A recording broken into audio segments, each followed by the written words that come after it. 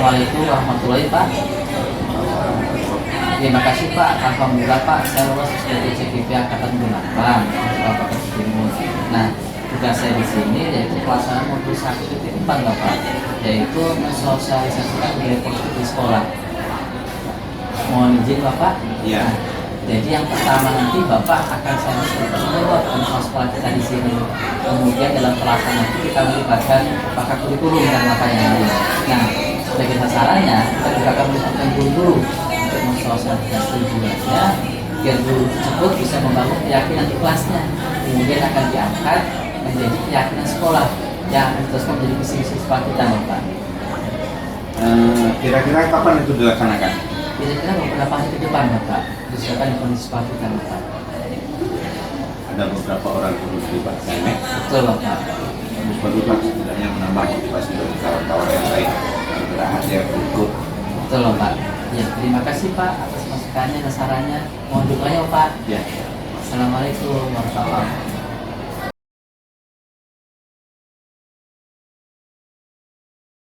Terima kasih. Assalamualaikum warahmatullahi wabarakatuh. Gimana hari ini kondisinya Ibu? Sehat? Iya, tuh saya lihat kok sangat segar-segar semua. Baru minum jus pasti. Terima kasih. Perkenalkan, nama saya Joko Hadiaji. Saya CGP Angkatan 8 dari SMP Negeri Sumbawa, yaitu dari Kabupaten Aceh Timur, Provinsi Aceh. Di sini saya akan menerangkan sedikit ke Bapak Ibu, yaitu menyebarkan kepahaman dan penerapan pengalaman budaya positif yang sudah saya laksanakan di sekolah saya. Berikut. Oke, next. Di sini kami dibimbing oleh pengajar praktek yaitu Ibu Ainul Maria dan saya sendiri CGP Angkatan 8 yaitu Pak Joko Hadiaji dan difasilitasi oleh Ibu Fasilitator kita Ibu Suprapti. Seperti ini tampak agak dulu ya, dan ada rincinya. Next. Konsep inti budaya positif. Nah, dalam modul 1.4 ini kita ada sekitar 8 item. Satu pokok bahasan yang akan saya sampaikan dalam hari ini, yaitu yang pertama perubahan paradigma belajar, yang kedua disiplin positif, yang ketiga nilai-nilai kebajikan, yang keempat kebutuhan dasar manusia, dan yang kelima motivasi perilaku manusia, dan yang keenam posisi kontrol guru, dan yang ketujuh pilar kelas, dan yang kedelapan segitiga institusi. Nah, sebelum kita mengawali, mungkin kita akan bahas yang pertama yaitu paradigma atau perubahan paradigma belajar. Nah, pembelajaran dengan paradigma baru yaitu pembelajaran dengan paradigma merupakan pembelajaran yang beragam berdasarkan prinsip pembelajaran yang berdiferensiasi, sehingga para peserta didik belajar sesuai kebutuhannya berdasarkan tahap perkembangan sesuai dengan teori psikologi modern untuk mewujudkan profil pelajar Pancasila. Nah, disinilah ada perubahan di pembelajaran kita itu, di mana awalnya kita berubah kurikulum K13. Kita berubah ke kurikulum Merdeka Belajar, di mana ada perubahan baru yaitu yang digagas oleh Bapak pahlawan kita dalam dunia pendidikan. Yang pertama juga kita yaitu Ki Hajar Dewantara dalam filosofinya yang 3 hal itu. Ki Hajar ini ngaso Sutulodo, Mati Kaso, yang artinya ngaso Sutulodo bahwa seorang guru depan itu harus bisa memberikan contoh yang baik kepada muridnya. Empatio Mamun Kaso, maksudnya apa? Guru di tengah-tengah posisinya bisa membangun semangat untuk belajar. Dan untuk Puri Handayani, jika murid sudah bisa berkembang berdiri sendiri, guru hanya bisa memberikan nasihat di belakang dorongan untuk mereka lebih aktif tadi. Seperti itu. Dan ini filosofi dasarnya sudah kami terima di modul 1.1 di awal sebagai landasan pola pikir kita dalam bentuk berbicara modul berikutnya.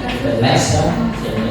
Nah, sekarang ada 4 miskonsepsi tentang teori kontrol yang diajarkan di sekolah kita. Bahkan tanpa saja kita melakukannya dengan secara otomatis karena hal itu sudah terjadi.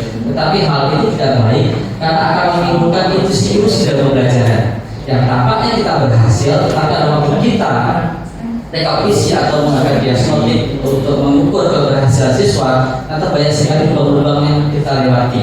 Yang pertama yaitu ilusi guru mengontrol murid. Jadi tidak mungkin seorang guru bisa mengontrol kita dalam mencari inovasi atau berpikir tentang materi kita. Tetapi kita belajar untuk memberikan kebebasan siswa kita untuk menemukan sendiri teori-teori yang kita berikan. Yang kedua, ilusi bahwa semua pembahasan positif efektif dan bermanfaat. Masih ingat salah satu kemarin kita terkadang kalau siswa kita juara 1, 2, dan 3, kita pasti akan memberikan hadiah seperti buku, pulpen, bahkan kalau punya banyak HP Android. Tapi hal itu merupakan hal yang sangat negatif. Kenapa? Ketika siswa kita nanti juara lagi di kelas berikutnya dan balik kelas bukan kita dan tidak diberikan hak seperti yang kita berikan, maka dia akan kecewa. Nah, kekecewaan ini akan menimbulkan kemunduran atau positifnya untuk belajar tidak ada motivasi lagi, karena dia hanya motivasi dari luar seperti itu. Yang ketiga, ilusi bahwa kritik membuat rasa bersalah mampu membangun karakter. Hal ini sering saya lakukan sebagai guru matematika karena saya menganggap anak saya seperti saya. Contohnya gini, masa nggak bisa 4 kali 5? Itu nomor lagi SD. Kalian SD seperti apa? Saya kritik mereka terus-menerus. Padahal sebagai guru matematika kita harus mengajarkan metode penemuan, bukan hanya otodidak seperti teacher center, soal langsung jawab, sehingga siswa akan berpikir kalau dia dimakin terus. Ini yang bahaya. Motivasi diri anak itu akan hilang dan redup. Sehingga pada waktu pembelajaran matematika berikutnya dia akan menangis, akan mengikuti tengok kanan, tengok kiri tanpa dia punya ide kreatif. Kenapa? Setiap kesalahan yang dia buat pasti akan mendapatkan kritik negatif dari gurunya. Dan yang keempat, ilusi bahwa orang dewasa berhak memaksa. Nah, hal ini sangat saya sukai. Kenapa? Karena kita orang yang pernah kecil, pernah di sekolah SMP, pernah di sekolah SMA, melewati melebihi dia, kita beragama bahwa kita itu bisa memaksanya seperti kita. Padahal kan ada kodrat zaman dan kodrat tertentu yang berbeda. Anak yang dulu kita biasanya main bowling atau peta umpet, sekarang mereka sudah multi intelligent.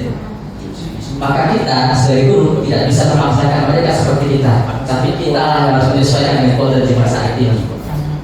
Hal itu akan bertenang dan kita paham materi yang kita berikan karena apa? Sesuai dengan konteks, situasi, bahkan kalau perlu kegiatan bisa keluar sehingga mereka bisa tahu matematika itu dapat ruang terus bisa dibuat juga.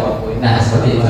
Berikutnya, nah, turun dari paradigma baru itu akan dihidupkan paradigma stimulus respon atau pendekatan teori kontrol.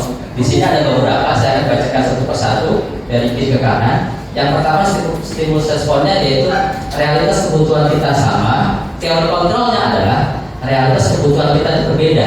Jadi setiap anak itu memiliki kemampuan yang berbeda, latar belakang ekonomi yang berbeda, bahkan latar belakang pendidikan yang berbeda. Ada dari ini, ada dari SD, ada dari SN, ada dari SMP, sehingga tentu pengalaman dalam pembelajaran di kelas untuk di tingkat SMK atau SMA akan berbeda. Itulah perannya guru untuk bisa tahu, oh anak ini baru level yang ini, anak itu baru level yang kedua, anak ini tidak tahu sama sekali bahkan karena mungkin pembelajaran di SD-nya atau SMP tidak menyenangkan. Berikutnya, semua orang melihat hal yang sama, padahal dalam teori kontrol setiap orang memiliki gambar yang berbeda. Contohnya gini, anak kita kadang suka menari ya. Pada waktu pembelajaran matematika, tentu kebiasaan menari tidak akan terlaksana. Kenapa? Budaya bikin estetik gerak. Tentu nilainya akan KKM minimal, kalau enggak masih di bawah. Dan itu tidak bisa memberikan mereka keputusan bahwa dia tidak pandai matematika, tapi dia punya kelebihan lain. Itu adalah satu kelas. Kadang karakter anak atau kepandaian itu berbeda-beda sesuai dengan minat dan bakatnya. Yang ketiga, kita mencoba mengubah orang agar berpandangan sama dengan kita. Padahal dalam teori kontrol, kita berusaha memahami pandangan orang lain tentang dunia. Contohnya seperti yang kita lihat saat ini terkadang. Kalau kalian bapak ibu melihat saya di depan, mungkin saya pakai kacamata, pakai topi hitam, pakai batik, pakai celana. Tetapi kalau orang lihat dari samping, dia mungkin tampaknya siluet aja, oh banyak pakai Joko aja. Nah, setiap anak memadai kita di dalam kelas itu pasti akan berbeda-beda sesuai dengan kemampuan mereka. Anak yang biasa update teknologi mungkin kalau dekat dengan guru yang update teknologi maka akan nyambung. Anak yang suka musik, suka bola akan dekat dengan guru yang suka musik dan suka bola juga. Disinilah hal yang berbeda-beda dalam suatu pelajaran. Yang berikutnya, perilaku buruk dilihat sebagai suatu kesalahan. Padahal dalam kontrolnya semua perilaku memiliki tujuan. Jadi setiap anak kita itu melakukan perbuatan itu pasti ada sebabnya. Ada istilah tidak ada asap kalau tidak ada api. Jadi kalau anak tidak pandai matematika, mungkin kita lihat repotnya waktu dulu dia punya trauma matematika dalam guru sebelumnya. Atau mungkin fasilitas di sekolahnya dulu tidak sebanyak fasilitas sekolah yang sekarang, sehingga kemampuan dia jauh di bawah rata-rata. Seperti itu. Berikutnya, orang lain bisa mengontrol saya. Teori kontrolnya hanya Anda yang bisa mengontrol orang lain atau diri sendiri. Maksudnya apa? Bahwa nanti kita akan ada manajer kontrol sebagai guru, sebagai manajer. Bahwa kita akan memberikan stimulus ke anak kita atau gambaran dia sebagai manajer untuk memanage dia sendiri. Kalau ada masalah seperti ini, saya solusinya seperti apa? Jadi bukan dari luar, tapi siswa itu sendiri yang memunculkannya. Seperti itu. Berikutnya, saya bisa mengontrol orang lain, Anda tidak bisa mengontrol orang lain. Betul. Karena setiap manusia pasti punya kemauan atau kebutuhan dasar masing-masing. Nah, ini kita boleh bahas. Kadang anak kita nilainya rendah di matematika atau bahasa Inggris. Karena mungkin ada salah satu faktor kebutuhan dasar dari anak itu di matkul tersebut tidak terpenuhi atau tidak terlaksana. Nah, inilah diperlukan mungkin lebih kereflektifan kita dalam menganalisa anak kita, bukan hanya CDSA, catat buku sampai habis, tapi kita lihat kamu susahnya di mana, kamu gapapnya di mana. Dari hasil pekerjaan mereka, memang ini membutuhkan waktu. Bayangkan kalau satu kelas 30 anak, luar biasa kita satu persatu kita tahu. Berikutnya, pemasangan ada pada satu rujukan jaga. Dalam teori kontrol seharusnya kolaborasi dan proses menciptakan pilihan-pilihan baru. Betul. Ini adalah tugas seorang guru untuk memberikan solusi pancingan-pancingan sehingga mereka untuk belajar untuk berpikir kalau ada masalah seperti ini solusinya seperti apa. Kalau ada masalah seperti ini, mereka akan menjadikan pilihan-pilihan yang diambil terbaik dalam pembelajarannya. Yang terakhir, model berpikir menang kalah. Yang selalu ada di kontrol yaitu model berpikir win-win solution atau menang-menang. Nah, di sini sudah lama sudah dipraktikkan dalam beberapa dunia pendidikan, cuma belum pernah dipraktikkan di Indonesia. Model seperti ini yaitu berdipakai dalam model pembelajaran project learning atau problem based learning (PBL), di mana siswa diberi banyak pilihan untuk mencari solusi dari tugas-tugas project mereka. Semoga kita bisa melaksanakannya. Amin. Next, berikutnya. Nah, sekarang kita turun lagi sedikit dari paradigma baru. Ada disiplin positif.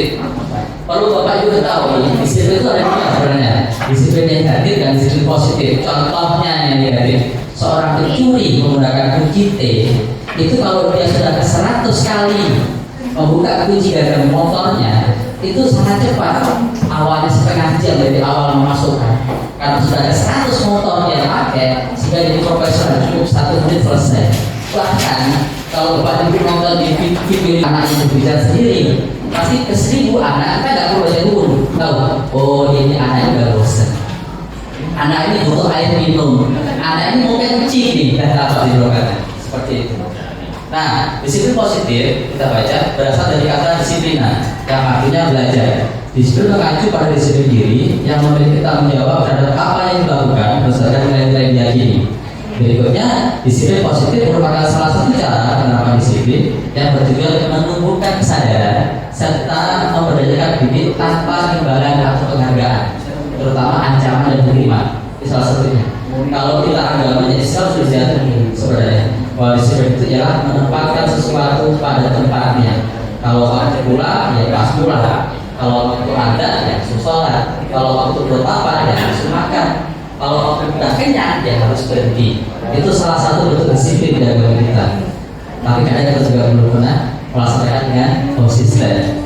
Next, sebagai pendidik, tujuan kita adalah menciptakan peserta didik yang memiliki disiplin diri, sehingga mereka berperilaku mengacu kepada nilai-nilai kebajikan universal dan memiliki motivasi intrinsik, yaitu motivasi dalam diri yang bukan yang dalam perubahan perilaku ke arah yang lebih baik. Jadi dalam perusahaan ini kita dipaksa untuk bisa melatih diri kita memacu motivasi intrinsik siswa-siswa kita, bukan dari ekstrinsik yang luar, tapi teknologi dalam diri mereka untuk jadi siswa yang sesuai dengan tujuan profil pelajar Pancasila.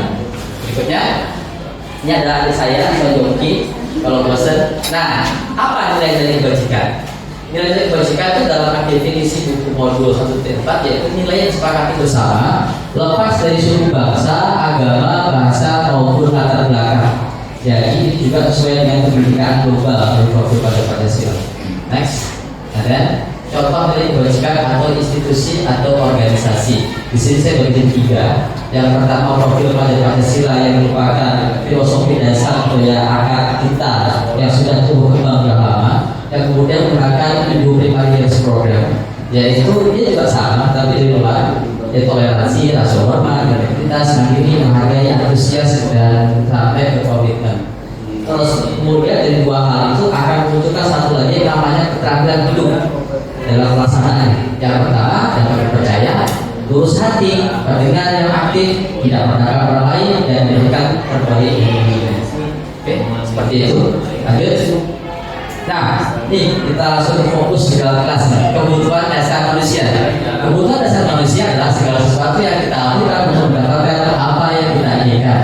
Seluruh tindakan yang kita lakukan memiliki tujuan tertentu dan semua usaha terbaik yang kita lakukan adalah dalam rangka agar kebutuhan dasar kita terpenuhi dengan baik. Di sini berarti sebagai guru kita harus pandai mendiagnosa kebutuhan dasar dari guru kita. Apa-apa yang tidak terpenuhi, sehingga pada waktu nanti pembelajaran dia kalau kebutuhannya semua terpenuhi, insya Allah maka nilai itu akan mengikuti. Tetapi kalau kebutuhan dasarnya tidak terpenuhi, maka nilai itu hanya ikut ke belakang. Biasanya CBS saja, contek baru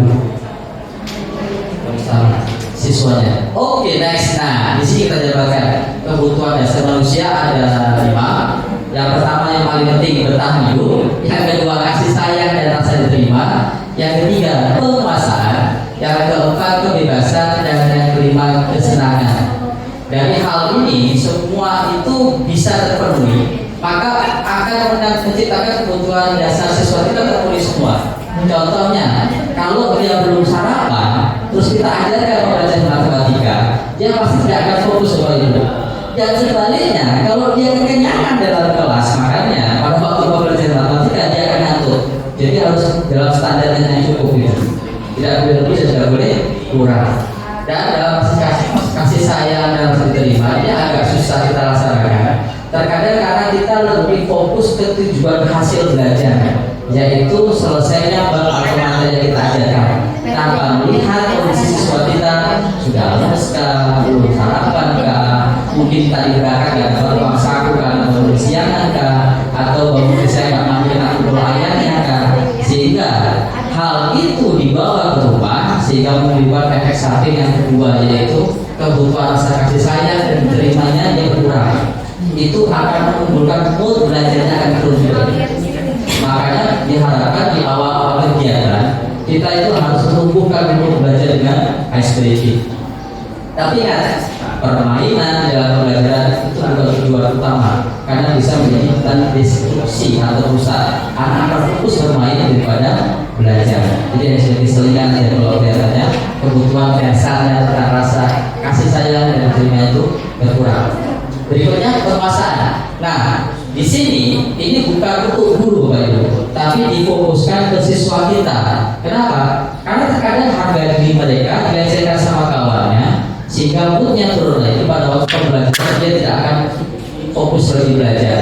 Disinilah kepandaian guru untuk bertanya ke kawan, ini kok kita kenapa ngantuk kali belakang? Kita tengok, saat dia dipukul sama temannya, jilbabnya tarik mungkin. Hal itu akan membuat kebiasaan mood dalam pembelajaran.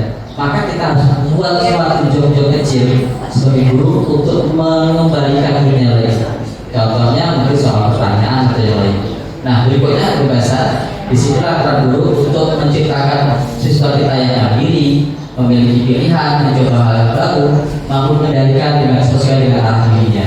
Yang terakhir tentu inilah kebutuhan terakhir.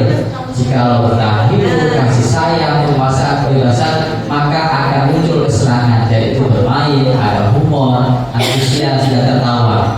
Walaupun dia kebutuhan yang terakhir, tetapi ini sangat penting untuk mengimbangi kebutuhan yang lain. Oleh karena itu penting sekali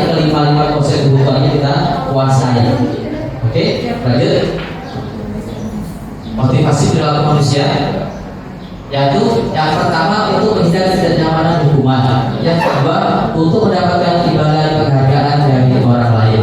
Nah, dua hal ini merupakan motivasi ekstrinsik atau motivasi dari luar. Biasanya motivasi seperti ini itu tidak bertahan lama.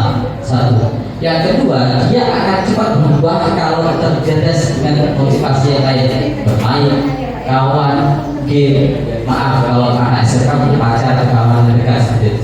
Nah, oleh karena itu kita harus menunjukkan motivasi yang ketiga, yaitu motivasi intrinsik dirinya, yaitu untuk menjadi orang yang mereka inginkan dalam diri sendiri dengan nilai-nilai yang mereka percaya.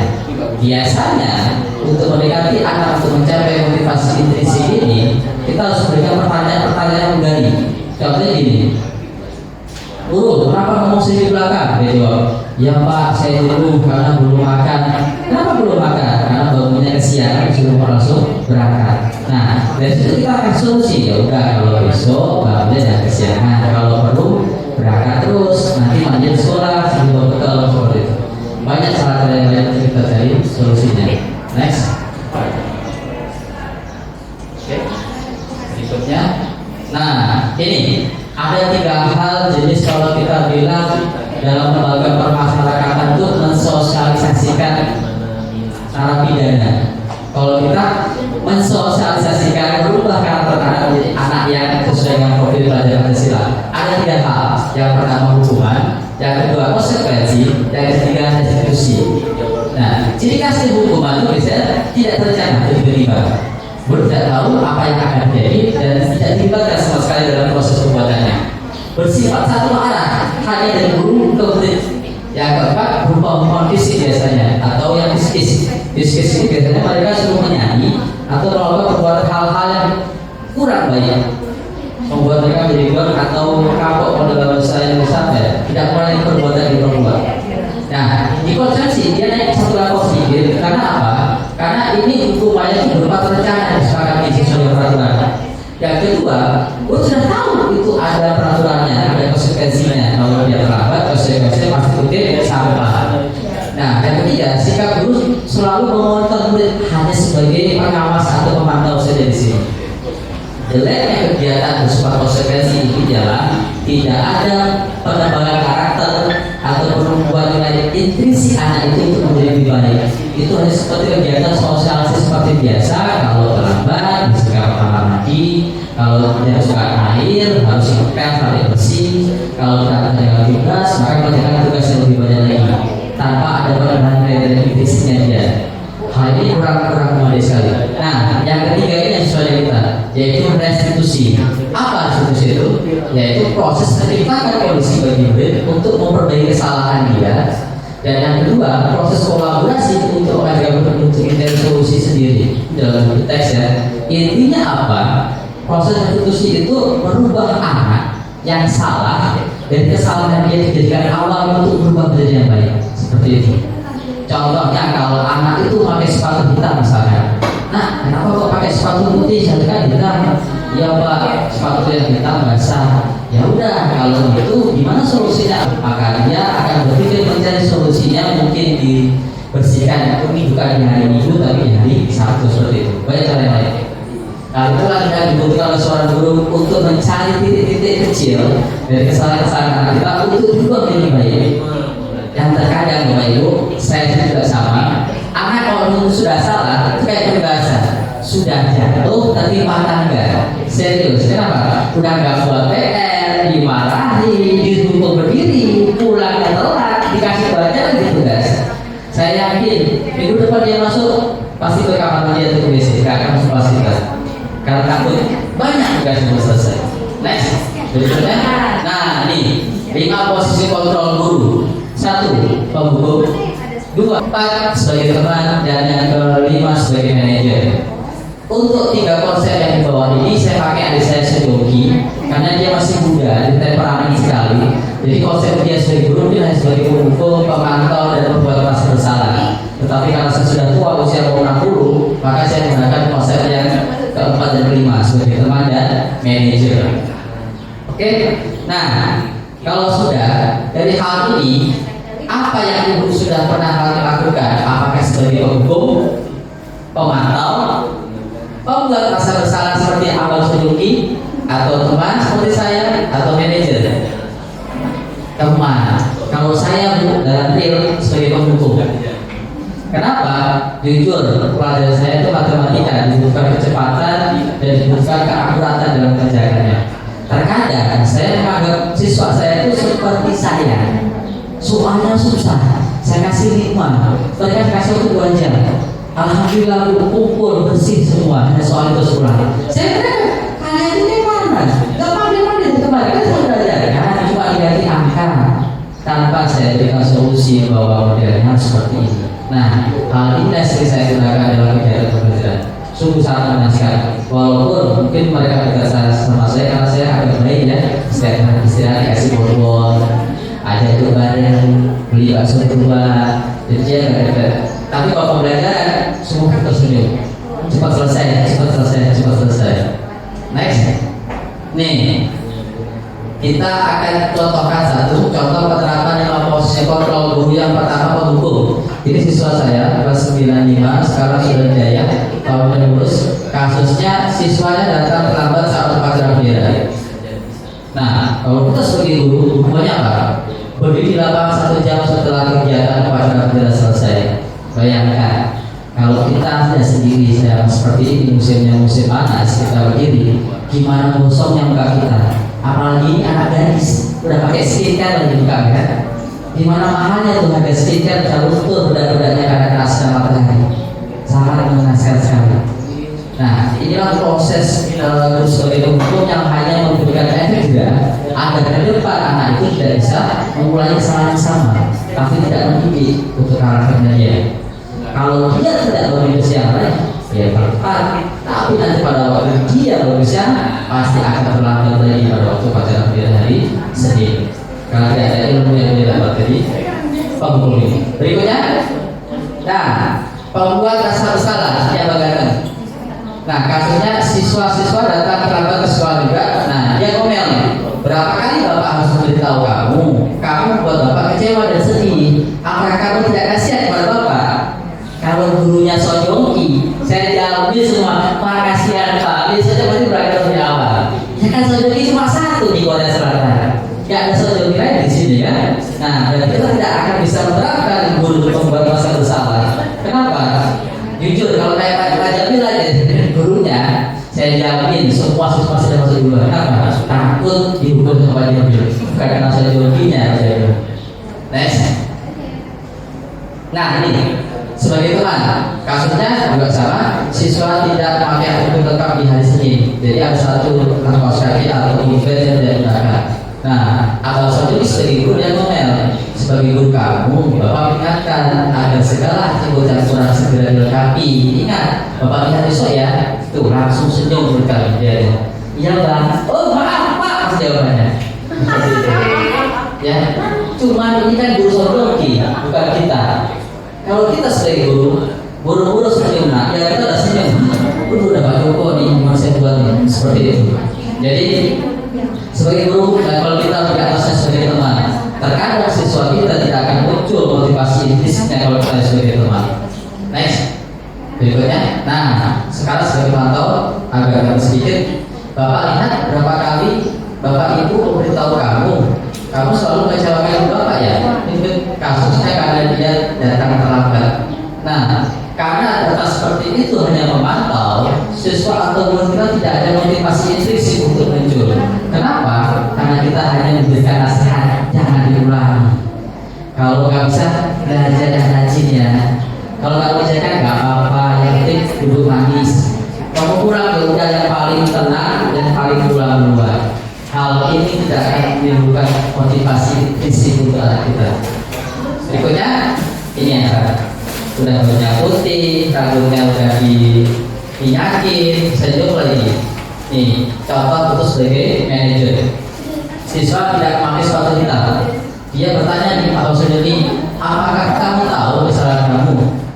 Berarti dia memunculkan kesalahan dia. Ditanya ulang, apakah itu salah atau tidak? Berikutnya, kira-kira bagaimana cara kamu memperbaiki kesalahan itu atau kesalahan kamu?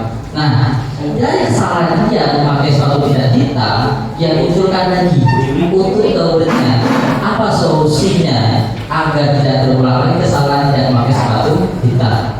inilah bentuk dan contoh guru sebagai manajer yang memotivasi intrinsiknya untuk muncul.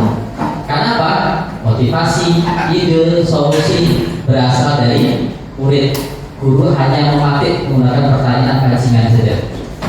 Next. Oke. Nah, sekarang saya minta interaktif Pak Ibu nih.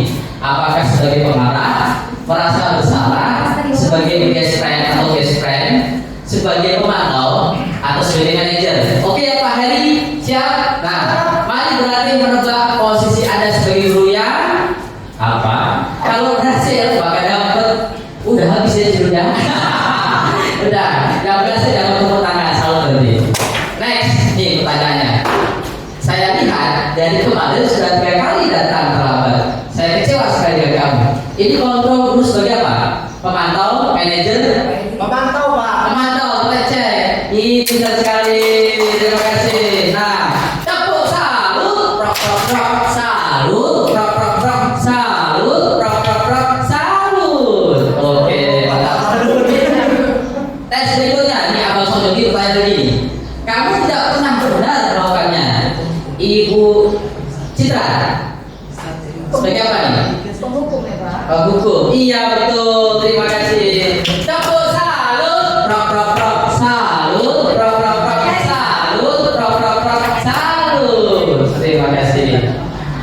Pak Kapal sendiri. Oh, bocoran sendiri. Untuk Pak Jago saja. Pertanyaannya, apa rencanamu untuk menyelesaikan masalah ini?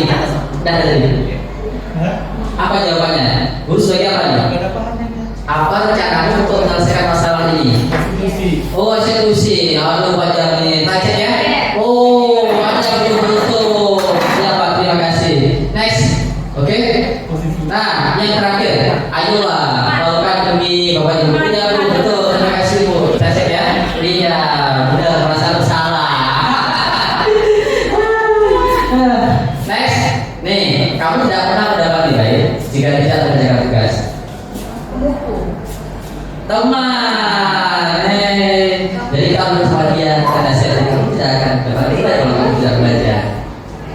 Lanjut. Nah, sekarang keyakinan kelas ada 3 hal, yaitu peraturan kelas, kesepakatan kelas, dan keyakinan kelas. Menurut Bapak Ibu, apa bedanya peraturan kelas, kesepakatan kelas, dan keyakinan kelas? Ayo, nanti saya buka bocorannya di bawah.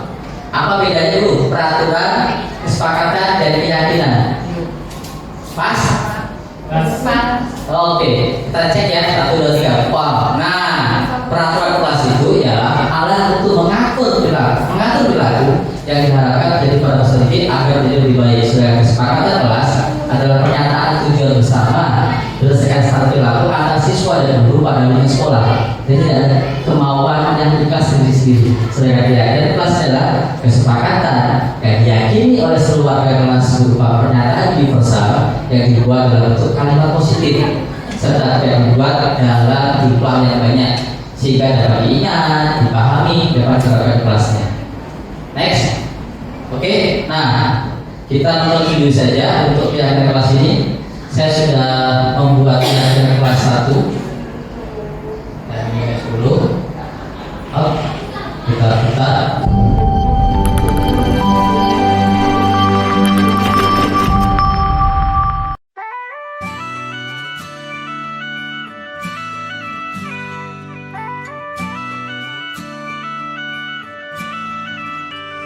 You could try turn off the sun.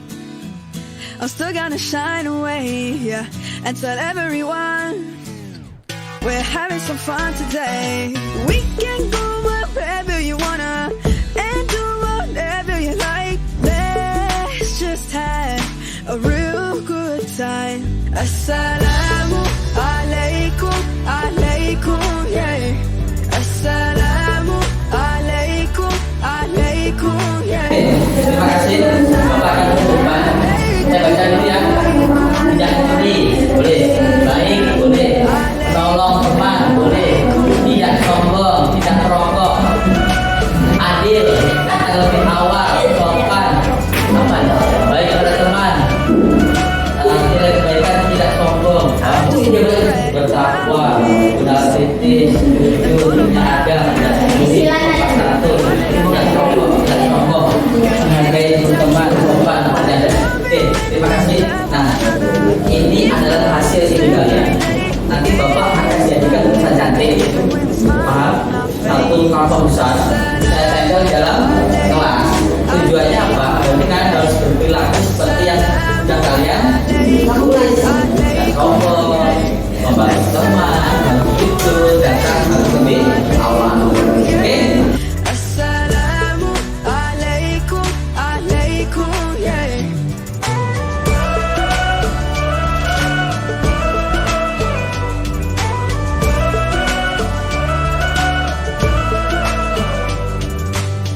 Spread peace on the earth, cherish the love that is around us. Spread peace on the earth, treasure the love.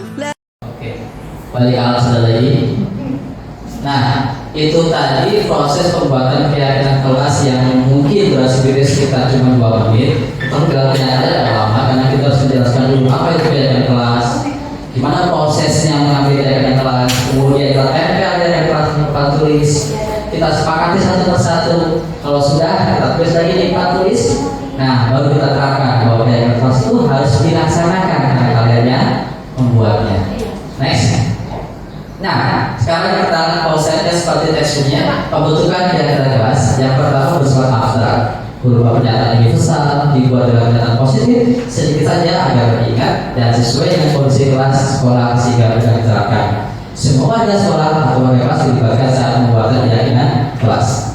Berikutnya, nah ini keyakinan kelas yang lemah. Di kelas saya itu yang lemah yaitu tentang nilai mandiri, kreatif, dan benar kritis. Sehingga saya membuat rancangan tindakan untuk aksi nyatanya yaitu melaksanakan kegiatan untuk KBM, kegiatan belajar mengajar dengan model STEM, Science, Technology, Engineering, Art, and Mathematics dengan bentuk PJBL, Project Based Learning, media yang dibuat oleh kawan kami di Korea Selatan, Mr. Park Sun, yaitu media 4D frame, yaitu media ada 3 satuan ya, panjang, lebar, tinggi. Dia positif lagi satuan namanya kemiringan atau bagian kalau tidak. Makanya dia 4 dimensi atau 4D frame. Nah, kemudian saya mengambil dari refleksi kesimpulan dan berdasarkan kegiatan saya lakukan siswa, saya mengevaluasi hasil KBM dan produk yang dihasilkan. Instrumennya bisa angket, wawancara, observasi, dokumen, dan gambar dan video. Kemudian di akhir berdasarkan hasil evaluasi kemudian saya memperbaiki dan meningkatkan hasil yang belum maksimal pada pembelajaran berikutnya dari institusi. Nah, ini juga ada. Saya coba buka.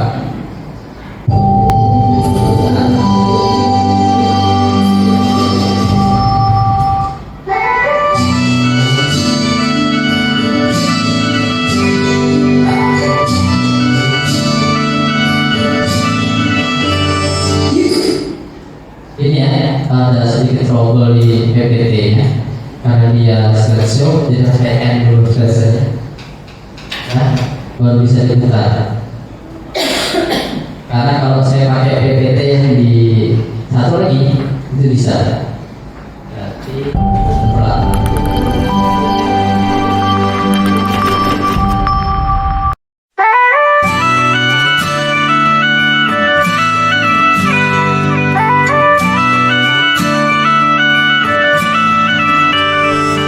Try to turn off the sun, I'm still gonna shine away, yeah, and tell everyone we're having some fun today. We can go wherever you wanna and do whatever you like. Let's just have a real good time. Assalamu alaikum, alaikum, yeah. Assalamu alaikum, alaikum, yeah. Assalamu alaikum, alaikum, yeah. Assalamu alaikum, alaikum, yeah.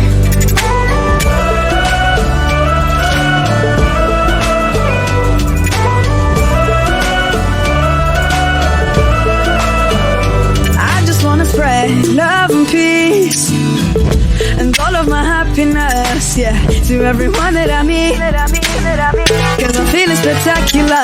I love it when we love one another.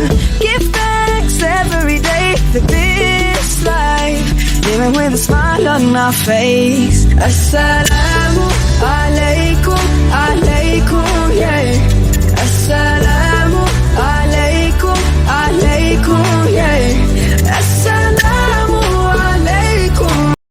Kuat juga timbangan diberikan sampai dia roboh. Nah, dari situ kita belajar sedikit bahwa jembatan yang kuat itu kerangkanya seperti ini sampai berapa mobil yang bisa lewat.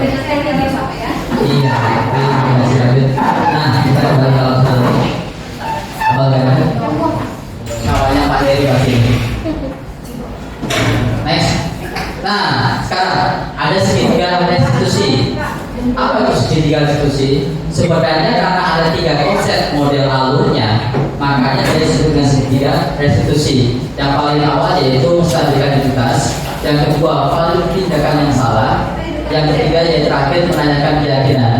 Nah, kalau menstabilkan identitas adalah suatu proses dialog yang dilakukan guru atau orang tua. Apa dalam menstabilkan identitas itu sesuatu kesalahan atau perbuatan yang negatif dari mulut yang dibuat kita jadi netralkan atau kita jadikan kebaikan. Kemudian dari kebaikan atau yang netral itu kita akan menjadi yang lebih baik lagi dalam bentuk validasi dari kesalahan itu. Nah, berikutnya menstabilkan identitas, ini kalimatnya berbuat salah itu wajar. Tidak ada manusia yang sempurna. Ibu bapak juga pernah melakukan hal tersebut. Bapak tidak mau menjadi siapa yang salah, tapi bapak ini mencari solusi dari permasalahan itu. Kamu berhak atas hal itu. Jadi kita netralkan. Misalkan kalau dulu Pak Jamil waktu SMP loncat tangga, saya tangkap misalkan, ya saya nggak akan pukul Pak Jamil atau suruh loncat 20 kali pagarnya, kesian dia. Nah, kita jadi Pak Jamil, benar nggak kalau Pak pagar? Nggak Pak, kalau sobek caranya gimana? Nah, tampak kan nanti malu. Kita stabilkan. Berikutnya, validasi tindakan salah. Berdasarkan prinsip setiap pelaku berupaya memenuhi suatu kebutuhan tertentu, guru akan bergeser dari memberikan stimulus menjadi respon jadi proaktif, sehingga dengan mengakui kebutuhan murid akan memperbaiki hubungan dengan murid. Jadi mulai sekarang mungkin saya sendiri juga Bapak Ibu kita bisa menggunakan segitiga restitusi dengan awal kalau anak itu salah kita ganti kesalahannya, kemudian kita cari kesalahan itu kita buat untuk menjadi lebih positif lagi dengan seperti ini. Kamu pasti punya alasan melakukan itu, padahal kamu bisa melakukan hal yang lebih buruk dari ini. Kamu tetap bangga karena telah memberi sesuatu yang penting buatmu, atau kamu melakukan karena mempertahankan sesuatu yang penting bagi.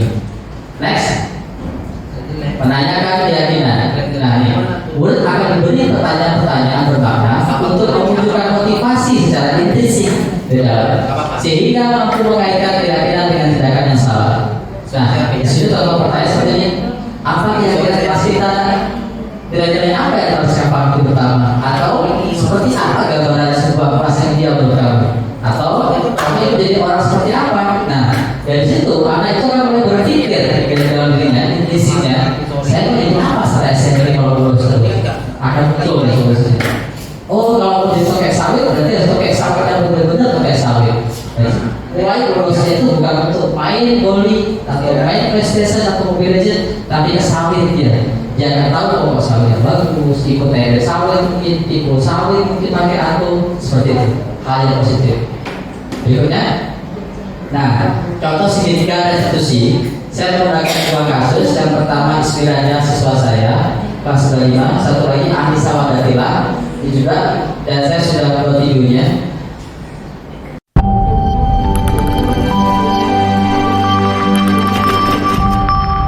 Assalamualaikum warahmatullahi wabarakatuh. Saya, Joko Haryaji, calon guru penggerak Angkatan 8 dari SMP Negeri 1 Perlak, Kabupaten Aceh Timur. Video ini adalah praktik penerapan segitiga restitusi untuk menyelesaikan permasalahan siswa di sekolah saya. Kasus pertama, Ismiranda tidak terima pekerjaannya, selalu dicontek oleh temannya, ia marah dan tidak bisa menahan emosinya. Berikut adalah skenario penyelesaian masalah menggunakan segitiga restitusi. Ismiranda, tadi Bapak dengar lapor dari waktu di sekolah. Katanya kamu habis bertengkar ya dengan Ocha? Habis besar sih, Ocha selalu mengontek hasil pekerjaan saya. Bukan hanya PR, itu juga soal dicontek. Oh begitu ya, wajar lah kalau kamu marah dan kesal. Jika Bapak akan posisi kamu, Bapak juga pasti akan membuat hal yang sama. Lalu apa yang akan kamu lakukan terhadap Ocha? Saya marah-marah Pak, sehingga tanpa sadar saya membuka mejanya Pak. Oh begitu, pasti kamu buat seperti itu ada alasannya ya? Enggak Pak, saya sudah berupaya mengerjakan soal, tapi Ocha hanya mencontek, tidak mau berusaha sendiri. Ya wajarlah kalau kamu merasa marah karena tidak rela pekerjaan itu contoh itu saja oleh Ocha. Bapak sangat menghargai tindakan kamu yang tidak berbuat lebih parah daripada itu. Misalnya nama Ocha. Sekarang coba kita pikirkan dengan kamu marah sampai menabrak meja, apakah sesuai dengan keyakinan kelas kita? Tidak Pak. Menurut kamu keyakinan kelas saling menghormati antar teman, Pak. Ya begitu, betul. Menurut kamu saling menghormati antar teman itu penting tidak untuk kamu? Penting, Pak. Baik, kalau menurut kamu itu penting, jadi kira-kira apa yang akan kamu harus lakukan pada saat kamu sedang marah? Harus lebih bersabar, Pak. Kamu bersedia memperbaiki masalah ini? Bersedia. Apa yang akan kamu lakukan untuk memperbaiki masalah ini? Saya harus lebih bersabar dan menahan amarah saya, dan kalau ada teman yang menilai saya melaporkan kepada guru. Iya, tepat sekali. Sedangkan kamu Ismiranda, tetap semangat ya. Sekarang silahkan kembali ke kelas. Sekali lagi saya mohon maaf ya, Pak. Terima kasih banyak, Pak. Sama-sama. Assalamualaikum warahmatullahi wabarakatuh. Nama saya Ismiranda dari kelas 95 SMP Negeri 1 Perak. Saya senang sekali diajak diskusi dengan Bapak Joko untuk dapat mengendalikan diri dari amarah karena perilaku teman sekelas saya. Saya harus banyak belajar bersabar dan dapat menghormati teman-teman. Kasus kedua, Nisa sering datang terlambat dan tertidur di kelas sehingga banyak pelajaran yang tertinggal. Berikut adalah skenario penyelesaian masalah menggunakan segitiga restitusi. Nisa, tadi bapak mendengar laporan dari Bu Tika. Katanya kamu sudah datang terlambat ya? Ya, Pak. Menurut ingatan kamu, sudah berapa kali kamu terlambat? Tidak sekali, Pak. Sudah terlambat itu suatu kesalahan bukan? Ya, Pak. Baik, Nisa, berbuat kesalahan itu manusiawi. Setiap orang pasti pernah berbuat kesalahan. Tapi kita bisa belajar dari kesalahan tersebut dan berusaha untuk memperbaikinya. Itu, Pak. Oke, Nisa, kita cari solusinya bersama-sama ya. Ya, Pak. Bisa. Sering datang terlambat pasti punya alasan kan? Kenapa sih bisa sering datang terlambat? Karena saya sering belajar, Pak. Sambil main-main jadi pulang tidur malam. Kamu tahu nggak keyakinan kelas kita yang sudah kita sepakati? Tahu, Pak. Kalau terlambat datang ke sekolah sesuai dengan keyakinan kelas kita tidak? Tidak, Pak. Menurut kamu keyakinan kelas apa yang sudah kamu langgar? Ini, Pak. Menurut kamu disiplin itu penting tidak untuk kamu? Ini, Pak. Karena membuat saya datang ke sekolah pada waktu dan bisa menghargai waktu. Betul, menghargai waktu itu penting dan sangat bermanfaat untuk kita. Seperti kita dapat menghargai orang-orang yang ada di sekitar kita. Pekerjaan jadi tidak menumpuk dan kita juga dapat melatih rasa kepedulian. Ya, Pak. Saya menyesal sudah sering terlambat. Saya mohon maaf sudah sering terlambat. Ya, Nisa sudah menunjukkan sikap yang baik. Sudah kamu lakukan dengan cara meminta maaf. Menurut kamu, apa yang akan kamu lakukan agar kamu tidak datang terlambat lagi ke sekolah? Saya akan tidur lebih cepat dan tidak begadang agar tidak datang ke sekolah terlambat. Baik, Nisa, kamu sudah menemukan solusinya. Dan Bapak akan bersama dengan orang tua kamu agar kamu tidak datang terlambat lagi ke sekolah. Sekarang silahkan kembali ke kelas ya. Terima kasih, Pak. Sama-sama. Assalamualaikum warahmatullahi wabarakatuh. Nama saya Anissa Odatila, kelas 95. Terima kasih Pak Joko, saya senang sekali diajak diskusi dengan Pak Joko untuk menemukan solusi atas kesalahan yang telah saya lakukan. Saya tidak akan begadang lagi supaya tidak terlambat di kelas. Terima kasih Pak Joko. Wassalamualaikum warahmatullahi wabarakatuh. Terima kasih. Salam guru penggerak, tergerak, bergerak, menggerakkan. Wassalamualaikum warahmatullahi wabarakatuh.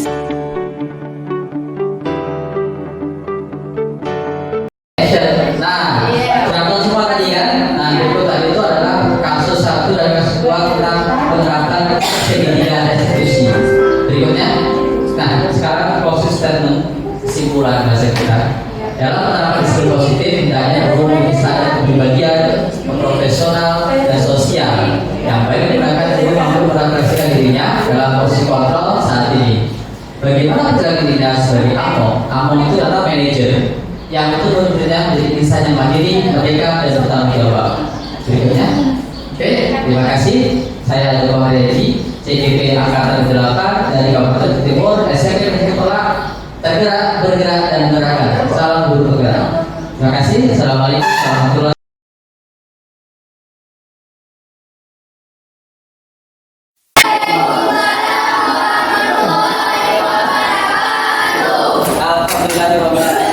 Bagaimana kabar hari ini? Baik. Tadi kayaknya ada yang bertengkar ya sama anak kelas 84 tuh. Siapa tuh?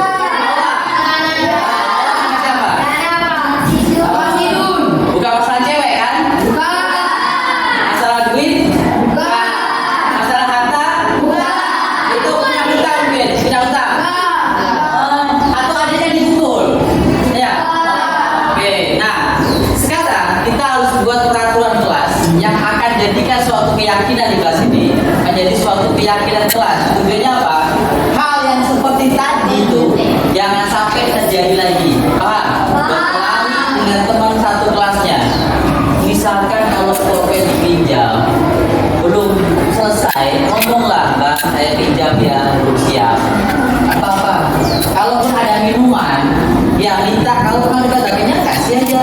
Kalaupun kita masih lapar, maaf nih, atau saat ini kan makannya banyak, menunya pasti dua galon misalkan.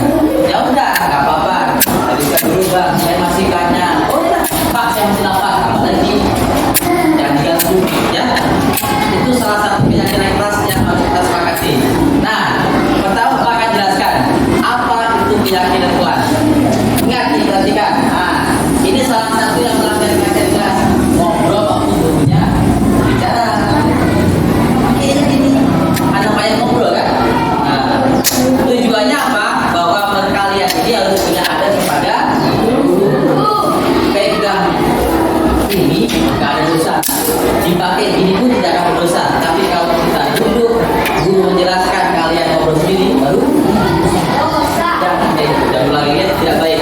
Nah, pertama keyakinan kelas itu ialah kesepakatan yang kalian jabarkan, yang kalian usulkan, yang kalian punya ide. Contoh, tidak berbohong, tidak berkelahi, saling berbagi.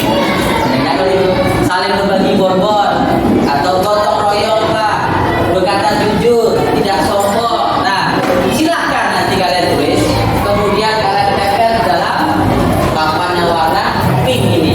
Oke? Kalau sudah, nanti tolong bergantian maju ke depan satu baris saja.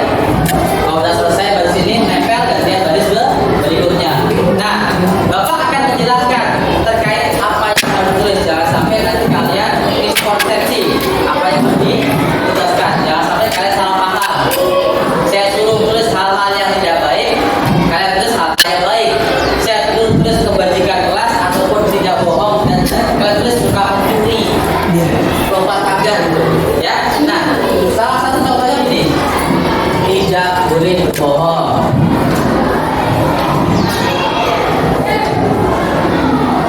Boleh pakai bolpen ya. Tidak boleh mencuri atau tidak mencuri. Mencuri apa? Uang kawan, permen kawan, bolpen kawan, buku kawan, ya. Nah. Terus, oh ya Pak, saya mau yang berakhlak Pak. Oh bagus ini, berakhlak. Pak, saya mau yang beriman Pak. Boleh, beriman. Pak, saya mau berakhlak, beriman dan bertakwa kepada Tuhan Yang Maha Esa. Boleh. Pak, saya mau jujur Pak. Oh boleh. Pak, saya mau ada sopan Pak. Kalau ada Pak, saya mau ada atau sopan Pak. Boleh. Mempunyai boleh. Dalam kebaikan ya. Jangan menolong teman pada waktu berkelahi. Lawannya kecil kayak tadi satu. Langsung hancur mana orang. Nanti mamanya kesini bawa barang. Mana nih? Aneh betul orang kali ya. Panjang usahanya. Alangkah baiknya kalau ada kawan yang berkelahi harus direlai. Jangan ini. Nah, mulai lagi. Oh bahaya. Jangan. Geser. Nah. Ayo dah, maju lagi. Jangan. Tahan. Jangan dimulai. Ulang. Masuk. Pak Ketua adalah penjawabnya. Pak Ketua kalau ketua kelas. Ya. Jangan gini. Nah, Nah, terus, oh ini kita buat gotong royong Pak. Oh boleh. Jadi nanti pada waktu di kelas semua mengangkat kursinya ke atas meja, yang mereka tinggal nyapu gotong royong nih. Oh Pak, saya mau jadi anak pandai Pak. Ya udah mandiri.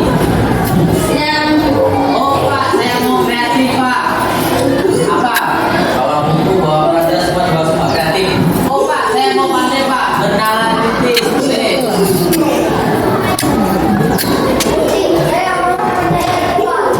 Nah nih, contoh nih. Di sini kan ada anak orang kaya, ada orang miskin, ada mamanya yang pegawai, ada mamanya yang bukan pegawai, ada yang ibu rumah tangga, ada tukang sawit, tukang ikan, ada ikan tokel, ada pakai. Nah, berarti kan bermacam-macam. Kalau bermacam-macam, ini kan tunggal tiga, berbeda satu. Nah, kita juga bisa nih, namanya berbineka global. Bukan global, maksud global.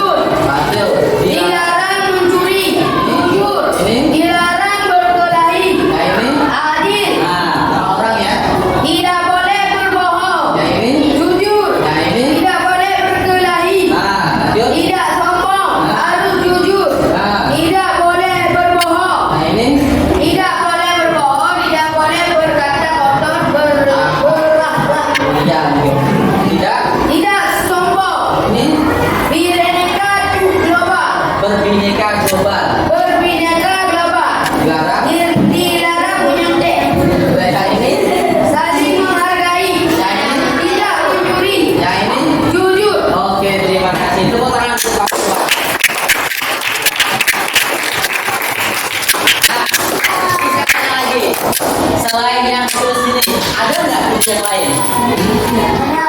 Apa? Ada nih. Yang belum tulis ini apa? Ya, terus? Ya, terus? Nah, terus ini? Oke, nah sekarang kalian sudah paham kan apa yang keyakinan kelasnya kita. Bapak akan tulis ulang di sebelah kanan hasil yang ditempel oleh kalian semua. Pertanyaannya, bersediakah kalian satu melakukan hasil kesepakatan keyakinan kelas kita ini? Mau? Saya pengen bersama-sama. Mau atau tidak? Hasilkan tepuk semangat. Oh, semangat.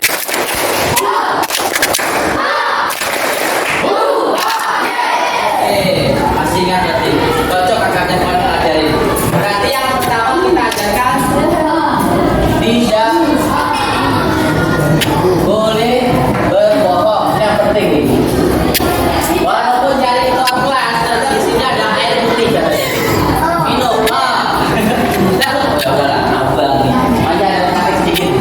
Nah, yang kemudian berkata jujur. Oke. Jujur. Terus gotong royong. Nah. Ya, terima kasih. Kemudian mandiri dulu, kreatif.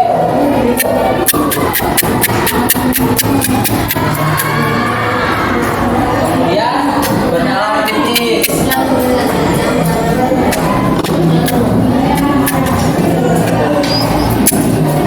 Yang keenam, Bineka global. Global ya, bukan global.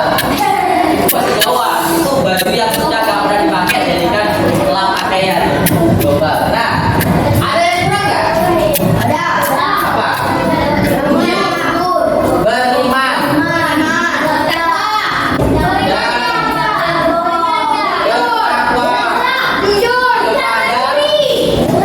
Tuhan yang Maha Esa. Baru berakhlak mulia.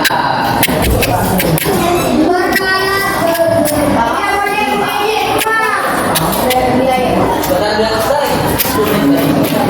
Nah,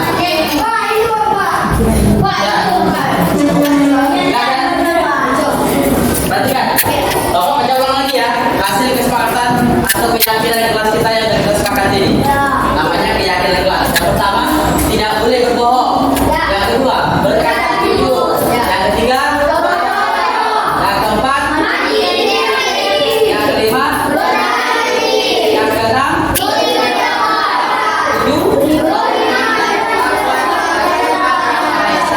yang terakhir nih. Tidak ada yang betul.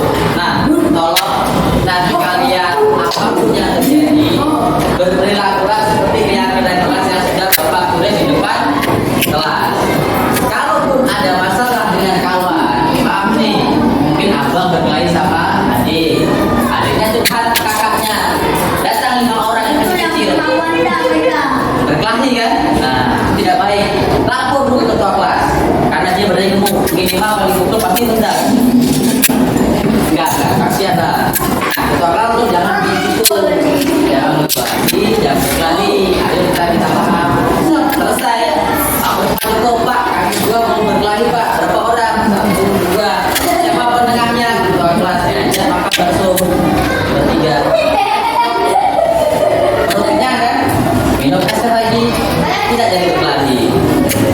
Nah, bisa. Nah, jangan lupa besok hari Jumat kita ada kegiatan peringatan 1 Muharram. Oke, jangan lupa datang. Dan besok yang punya gula pasir, kacang hijau, kacang merah, kacang putih, kacang apa dibawa ke sini. Ya? Apa itu apa? Apa ya? Jangan yang muda ya, yang tua ya, karena yang ini santannya. Yang muda kan dikasih dong nanti. Ya, kelapa kalau bisa jangan 1. Oh. Nah, cukup. Terima kasih. Nah, setelah ini saya bilang ya, ulang lagi ya.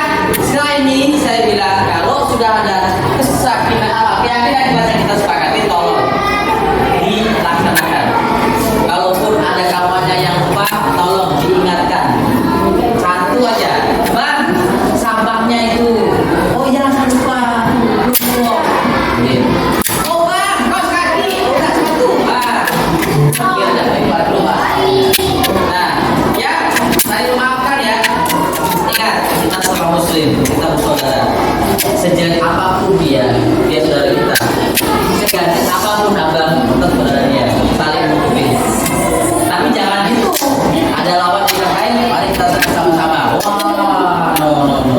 Nggak boleh. Oke, cukup. Nah, baik, kita ulang lagi. Semangat.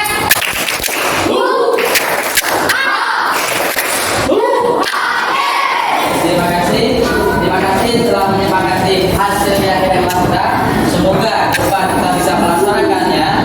Dan kalau ada apa-apa tolong sampaikan dulu ke kelas. Kalau nggak ada, bisa masuk. Sekian, ada pertanyaan?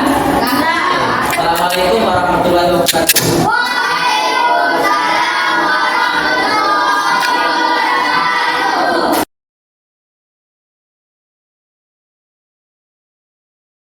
Assalamualaikum warahmatullahi wabarakatuh. Nama saya warahmatullahi wabarakatuh. Dari kelas 73, saya senang sekali diajak diskusi bersama kawan yang lain dengan Pak Joko. Untuk dapat membuat keyakinan kelas sangat penting buat kami karena bisa menumbuhkan rasa tanggung jawab dan mengendalikan diri saya dari amarah di dalam kelas saya. Saya harus banyak belajar melaksanakan keyakinan kelas yang sudah saya yakini dan sepakati bersama. Terima kasih Pak Joko atas bimbingannya. Assalamualaikum warahmatullahi wabarakatuh.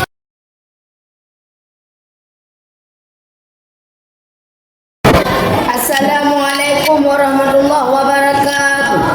Perkenalkan, nama saya Zahir Al-Irsyad dari kelas 73. Saya senang sekali diajak membuat keyakinan kelas bersama bimbingan Pak Joko. Pada awalnya agak sulit untuk dapat membuat keyakinan kelas tadi. Namun dengan bimbingan dari Pak Joko, keyakinan kelas selesai kami membuat. Keyakinan kelas memang sangat penting karena bisa menemukan rasa tanggung jawab dan mengatur diri saya dari perbuatan yang tidak merugikan orang lain. Di dalam kelas saya harus banyak belajar melaksanakan keyakinan kelas yang sudah saya yakini dan sepakati bersama. Terima kasih Pak Joko telah membimbing. Sekali lagi terima kasih.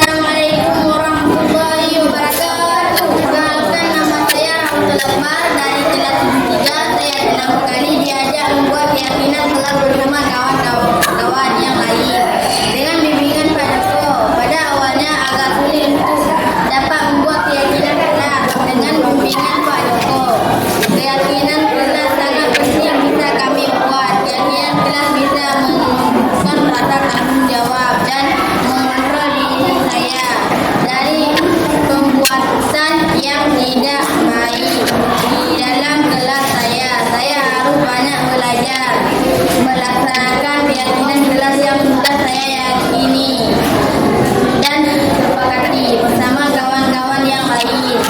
Terima kasih Pak Joko telah membimbing. Waalaikumsalam warahmatullahi wabarakatuh.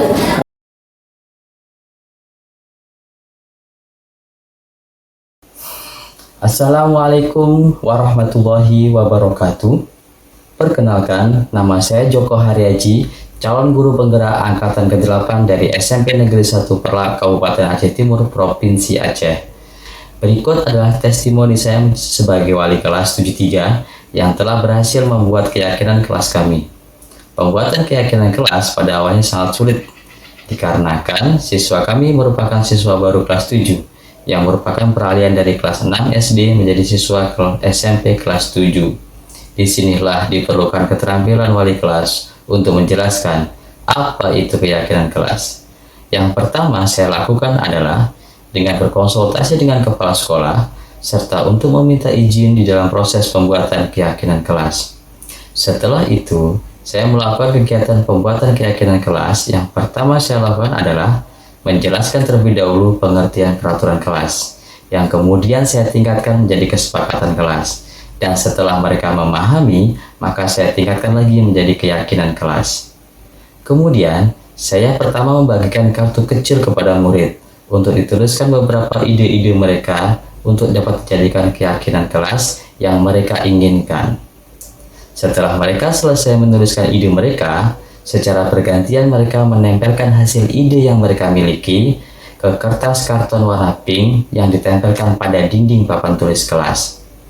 Setelah itu, saya meminta ketua kelas untuk membacakan semua ide yang ditempelkan pada kertas karton warna pink, sehingga semua siswa mendengarkan isi ide dari kelas.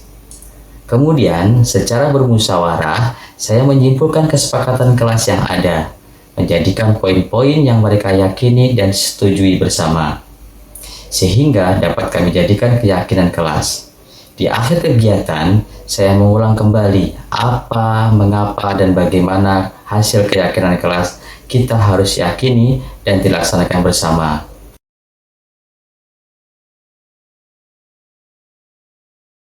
Berbagai bentuk pelanggaran keyakinan kelas dapat ditegur oleh sesama murid satu kelas.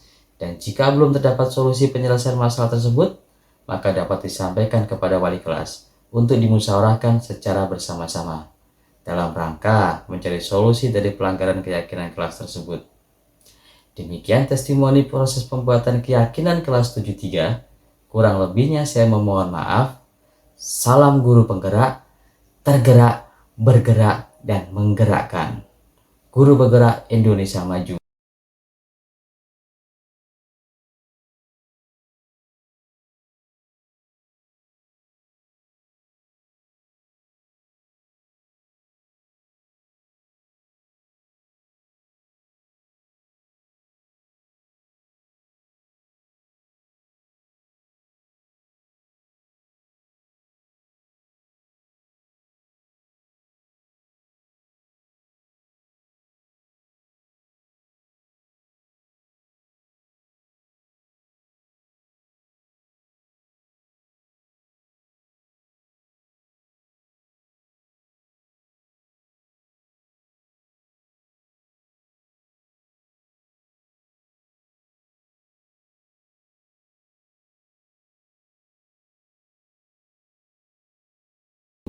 Wassalamualaikum warahmatullahi wabarakatuh.